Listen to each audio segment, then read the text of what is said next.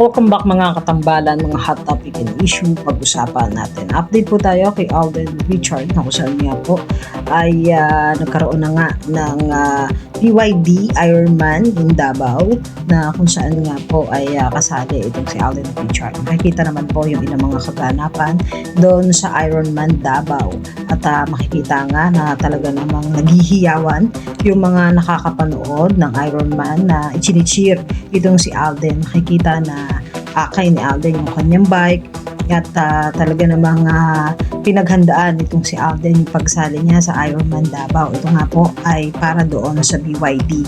At bukod doon ay makikita din ang pagsuporta naman ng mga kaibigan nitong si Alden. At may post pa nga po doon si Alden na may caption na dadayong Davao para mag-watch sa'yo ha, Alden Richard, na ito nga po ay si Christopher Martin kasama yung kanyang asawa na dumayo pa ng Davao upang suportahan ang kanyang kaibigan na si Alden. Makikita naman na pinagkaguluhan itong si Alden doon sa Davao na kung saan nga ginaganap yung Ironman. At may ilan ding mga photo at video na ganap nga po doon sa Ironman. Makikita naman yung husay nitong si Alden pagdating sa endurance at makikita nga na itong si Alden ay sanay na sanay at batak sa pagbibisikleta na parating ang ginagawa ng routine nito ni Alden at passion na rin niya yung pagsacycling na hindi na rin bago nang sumabak nga itong si Alden doon sa Ironman Davao. At may ilang din mga photo itong si Alden na senior kasama nga sina Nico at ang iba pang mga kasali